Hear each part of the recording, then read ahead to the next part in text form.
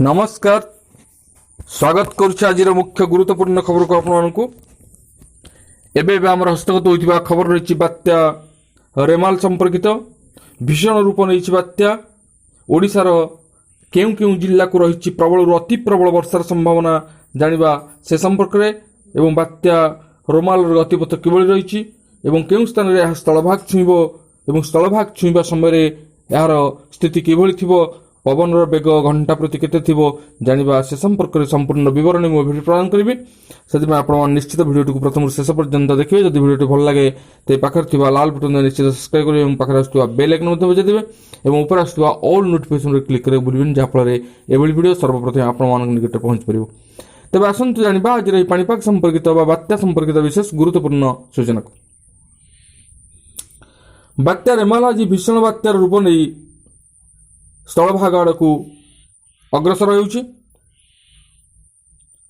मध्यरात्र बांग्लादेश रे यह स्थलभाग छुईबाक थिबा बेले यार प्रभाव रे ओडिशार 5 जिल्ला रे बा गोटे दुईटी स्थान में प्रबल वर्षा होबार संभावना रही।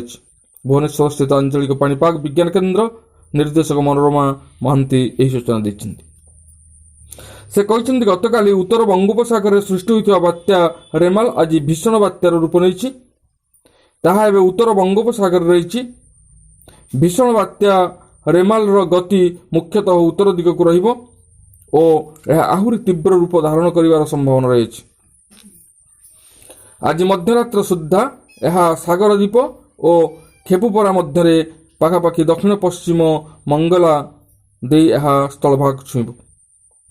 बांग्लादेश और संलग्न पश्चिमबंग उपकूल होई यह अतिक्रम करिवार संभावना रही। यह उपकूल अतिक्रम करने बेले पवन बेग घंटा प्रति 110 रु 120 किलोमीटर रहिबार संभावना रही।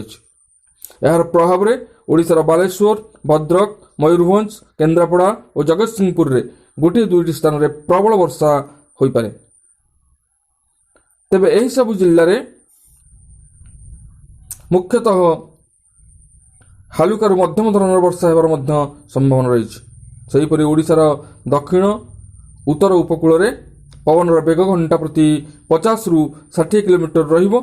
एही समय समुद्र बहुत अशांत रहिबो। एथिपाई समुद्र को न जीवाक मत्स्यजीवी मानक परामर्श दिया जायछि।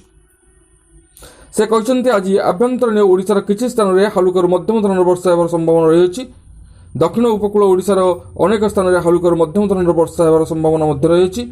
किंतु उत्तर उपकूल ओडिशा रे अनेक स्थान में हालुकार मध्यम धरणर वर्षा होगा सहित गोटे दुईटी स्थान में प्रबल वर्षा होबार मध्य संभावना रही। आगामी 48 घंटा पर्यंत तापमात्रा रे किछि परिवर्तन होबार संभावना नहीं। तापर धीरे धीरे तापमात्रा बढ़िबो 2 रु 3 डिग्री पर्यंत तापमात्रा बढ़िबो।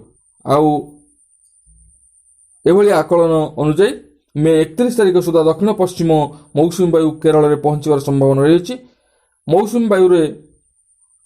मौसुमी वायुर आगमन यही बात्यार किसी प्रभाव नहीं बोली कहते भुवनेश्वर स्थित आंचलिक पाणीपाग विज्ञान केन्द्र निर्देशक मनोरमा महांती।